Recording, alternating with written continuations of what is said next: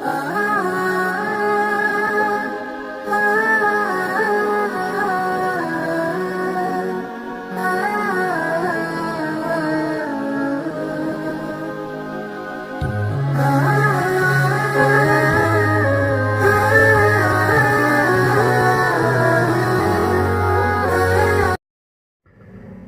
کل بہت سارے سوال نوجوانوں کی طرف سے آ رہے ہیں کہ مولانا ٹیسٹ ٹیوب بیبی کا استعمال کر سکتے ہیں یا نہیں کر سکتے، اور اس کے ذریعے بچے جو حاصل ہوتے ہیں پھر وہ بچے جائز ہے یا جائز نہیں ہے۔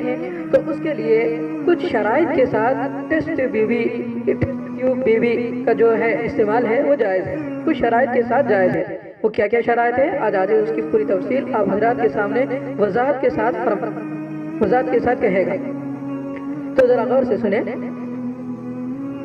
اولاد کی خواہش انسان کی ایک فطری خواہش ہے، مرد ہو یا عورت ہو ہر ایک کو اولاد کی خواہش ہوتی ہے، لیکن بسا اوقات شوہر اور بیوی میں سے کوئی ایک بانجھ ہوتے ہیں جن کی وجہ سے اولاد کا ہونا مشکل ہو جاتا ہے۔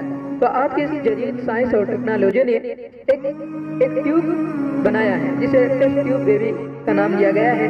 اس کے ذریعے سے انسان کئی طریقے استعمال کرتا ہے، ایک نہیں، دو نہیں، تین نہیں، تقریباً 7 طریقے اس کے بنائے گئے ہیں۔ 7 طریقوں سے انسان کامیاب ہو گیا کہ اس سے بچہ یا اولاد ہو جاتا ہے۔ وہ اولاد ہونے کی جو 7 شکلیں ہیں، ان 7 شکلوں میں کچھ حرام بھی ہے اور کچھ جائز بھی ہے، یعنی کچھ تو حرام ہے، ناجائز ہے، اور کچھ جائز ہے۔ تو کیا کیا جائز ہے اور کیا کیا جائز نہیں ہے، تو اس کو ذرا تفصیل سے سنیں۔ سب سے پہلی بات، مرد اور عورت کے جو نطفے کو ملایا جاتا ہے، ملانے کے بعد رکھنے کے 2 طریقے، ایک اندرونی اور ایک بیرونی۔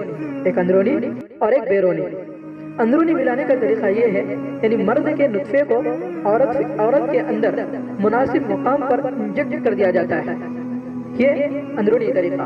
اور ایک بیرونی طریقہ، یعنی مرد کے نطفے اور عورت کے انڈے کو ایک ٹیسٹ ٹیوب میں رکھ کر کسی طبی لیبارٹری میں ملایا جائے اور پھر اس ملے ہوئے انڈے کو عورت کے رحم میں ڈال دیا جائے۔ ان بنیادی 2 طریقوں کی 7 صورتیں بنتی ہیں، ذرا غور سے سنیں۔ جو حضرات اس کو استعمال کرنا چاہتے ہیں یا استعمال کر لیے ہیں یا پھر آگے ان کا فیوچر ہے یا کوئی رشتہ دار کر رہے ہیں، وہ ذرا غور سے سنیں۔ اس کی 7 شکل بنتی ہے۔ پہلا طریقہ یہ ہے کہ ایک شادی شدہ مرد کا نطفہ لے کر اس کی بیوی کے اندام نہانی یا رحم میں مناسب مقام پر انجیکٹ کر دیا جائے، رکھ دیا جائے، جہاں نطفہ فطری طور پر اس انڈے کے ساتھ مل جائے جو بیوی کے انڈے دانی خارج کرتی ہے۔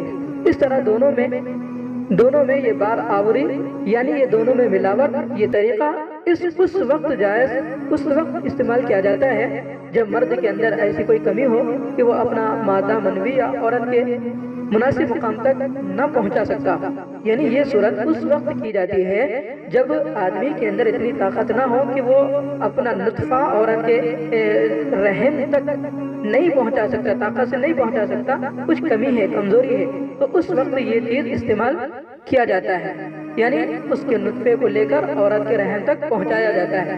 تو تحقیق سے معلوم ہو جائے کہ عورت کے حمل کے لیے اس طریقے کو اختیار کرنے کی واقعتاً ضرورت ہے، اس طریقے کے بغیر کوئی چارہ نہیں ہے۔ اگر یہ معلوم ہو جائے کہ بھئی اس طرح مرد کے نطفے کو لے کر عورت کے اندام نہانی تک پہنچایا جائے اور اس کے علاوہ کوئی چارہ نہیں ہے، تو عورت کے علاج اور معالجے سے متعلق بنیادی شرائط کو ملحوظ رکھتے ہوئے شریعت نے اس کی اجازت دی ہے۔ یہ پہلا طریقہ جو شریعت میں جائز ہے۔ اب دوسرا طریقہ بھی سن لیں۔ ایک شخص کا نطفہ لے کر دوسرے شخص کی بیوی کے اندر، یعنی ایک شخص ہے اجنبی اور دوسرے شخص کی بیوی کے اندر مناسب مقام پر انجیکٹ کر دیا جائے۔ یہ طریقہ اس وقت استعمال کیا جاتا ہے جب شوہر بانجھ ہو اور اس کے مادہ منویہ میں انڈے نہ ہو۔ یہ طریقہ بالکل حرام ہے، جواز کی کوئی گنجائش نہیں، یہ زنا کے درجے میں۔ ایک کا نطفہ، اجنبی کا نطفہ غیر محرمہ عورت کے اندر رکھا جا رہا ہے، تو یہ بالکل جائز نہیں ہے۔ کسی اور عورت کے رحم کے اندر کسی غیر مرد کا نطفہ رکھنا یہ زنا کے درجے میں ہے۔ حدیث میں اس کی ممانعت موجود ہے اور اس کے جواز کی کوئی گنجائش نہیں۔ یہ دوسرا طریقہ۔ اب تیسرا طریقہ، شوہر کا نطفہ بیوی کا انڈا لے کر اسے طبی टेस्ट ट्यूब बेबी जिसे कहा जाता है उसमें रखकर मिलाया जाए और फिर उसे मुनासिब वक्त में टेस्ट ट्यूब से निकाल कर उसी औरत के रहम में डाल दिया जाए। यानी ये नुत्फा दोनों का अलग अलग नहीं है, मियाँ बीवी का ही नुत्फा है। इन दोनों के नुत्फे को टेस्ट ट्यूब जो बीबी है उसके अंदर रखा जाए और फिर ज़रूरत पड़ने पर इस तरीके का इस्तेमाल शरीयत में औलाद के हुसूल के लिए जायज़ है। यानी इन दोनों का नुत्फा लिया गया और बाज़ाब्ता निकाल कर इन दोनों का नुत्फा बीवी के अंडे और शोहर का नुत्फा लेकर टेस्ट ट्यूब बेबी में रखा और फिर उसके बाद कुछ वक्त के बाद उसको फिर से औरत के रहम में डाल दिया। तो ये तीसरी सूरत शरीयत ने इसकी इजाज़त दी है। इस तरह का इस्तेमाल टेस्ट ट्यूब बेबी इस्तेमाल कर सकते हैं। तो तीन सूरतों में पहली सूरत जायज़ और ये तीसरी सूरत जायज़, दूसरी बिल्कुल हराम। अब चौथी भी सूरत सुन लेते हैं। चौथी सूरत शोहर का नुत्फा और ऐसी औरत जो उसकी बीवी नहीं है, ऐसी औरत जो उसकी बीवी नहीं है, उस औरत के अंडे को टेस्ट ट्यूब बेबी के अंदर रखा जाए। फिर उसके मजबूत होने के बाद, सक्सेसफुल होने के बाद उस शख्स की बीवी के रहम में डाल दिया जाए। ये तरीका उस वक्त इस्तेमाल किया जाता है जब बीवी के अंडे दानी मौजूद ना हो या नकारा हो मगर रहम दुरुस्त और लोग के काबिल हो। ये तरीका दुरुस्त नहीं है, ये तरीका भी बिल्कुल दुरुस्त नहीं है। यानी शोहर का ही नुत्फा है लेकिन दूसरी औरत के अंदर रखना बिल्कुल जायज़ नहीं। दोनों अगर इसकी जगह इसकी बीवी होती तो ठीक होता, लेकिन शोहर का नुत्फा दूसरी औरत के रहम में टेस्ट ट्यूब में रखना ये बिल्कुल गलत है, ये बिल्कुल जायज़ नहीं है। ये कौन सी सूरत हुई? ये चौथी सूरत हुई। अब पांचवी सूरत भी सुन ले। एक मर्द का नुत्फा और एक औरत जो उसकी बीवी नहीं है, एक मर्द का नुत्फा और एक औरत जो उसकी बीवी नहीं है, तो उस औरत का अंडा लेकर टेस्ट ट्यूब में मिलाया जाए। फिर वो सक्सेसफुल होने के बाद दूसरी शादीशुदा औरत के रहम में डाल दिया जाए। ये तरीका उस वक्त इस्तेमाल किया जाता है जब शादीशुदा औरत जिसके अंदर अंडे दाने के नकारा होने की वजह से बांझपन हो गया हो मगर बच्चेदानी दुरुस्त हो और उसका शोहर भी बांझ हो। ये तरीका भी हराम, ये तरीका पांचवा तरीका भी हराम। अब छठा तरीका सुन ले।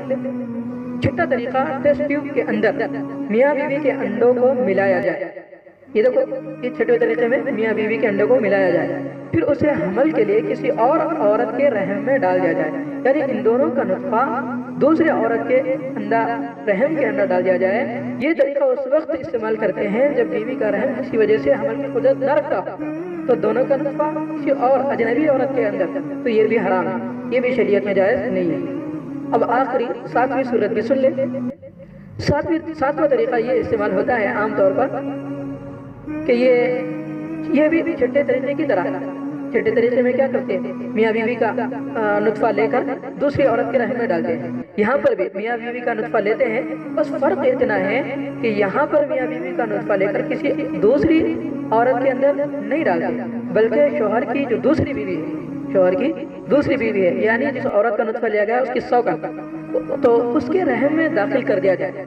इन दोनों का नुत्फा लेकर उसके अंदर दाखिल कर दिया जाए, जो अपनी सौगंध के बच्चे के लिए रज़ाकाराना हमल के लिए तैयार भी हो, वो औरत तैयार भी हो, तो ज़रूरत पड़ने पर बुनियादी शराइत के साथ इसका भी इस्तेमाल दुरुस्त है। तो ये 7 शराइत बताए गए जो तौले की जदीद सूरतें हैं। तो इन 7 सूरतों में जायज़ और हराम क्या है, कौन सा जायज़ है कौन सा नाजायज़ है, वो आपने दलील के साथ सुन लिया है। इन सब सूरतों में बच्चे के सिलसिले में चूँकि इख्तिलाफ होगा, यहाँ पर जो हराम और नाजायज़ जो कहा गया है इन सूरतों में, हराम और नाजायज़ होने की इन तमाम सूरतों में बच्चे के सिलसिले में इख्तिलाफ होगा और ज़िना की हुर्मत की असल वजह भी यही है, इसलिए इसको नाजायज़ और हराम करार दिया है। और जिन सूरतों को ज़रूरत के मौके पर दुरुस्त करार दिया गया है, उनमें गुंजाइश इसलिए है कि उन सूरतों में नुत्फा और अंडा शोहर बीवी का ही है, किसी और का नहीं रहता। अंडा भी और नुत्फा भी दोनों का भी मियाँ बीवी का ही रहता है। अलबत्ता बार आखिरी के दाखिले और खारिजी दोनों तरीके इस्तेमाल किए जाते हैं, क्योंकि किसी के अंदर कोई कमी है, मियाँ के अंदर या बीवी के अंदर, तो इस वजह से टेस्ट ट्यूब बीवी का इस्तेमाल किया जाता है। अलबत्ता और एक मसला होता है कि मौलाना क्या मनी का खारिज करना क्या जायज़ है या फिर सतर का खोलना अजनबी डॉक्टर के सामने जायज़ है। तो उस सिलसिले में सतर खोलने और इखराज मनी की जो मुमानियत है वाक़ईतन ये हराम है या जायज़ नहीं है। لیکن فقہا نے بہت سے مسئلوں میں اس کی اجازت دی ہے۔ فقہا نے اگر مجبوری ہو اور علاج کا مسئلہ ہو تو اس کی اجازت فقہا نے دی ہے۔ لہذا تولید کی یعنی بچے پیدا کرنے کی پہلی، تیسری اور 7ویں صورت تو جائز ہے، اور ضرورت کے مواقع پر ان کی گنجائش ہے، استعمال کر سکتے ہیں۔ اس کے علاوہ باقی جو 4 شکلیں بالکل ناجائز ہیں، بالکل حرام ہیں، کسی درجے میں بھی اس کی گنجائش نہیں ہے۔ اللہ تعالی ہم تمام کائنات کے اندر تمام لوگ جو باندھ ہے، کسی بیماری کے اندر مبتلا ہے، تو ان ناجائز اور حرام کاموں سے بچنے کی توفیق نصیب فرمائے، البتہ جس کی گنجائش دی گئی ہے اسے استعمال کرنے کی توفیق نصیب فرمائے۔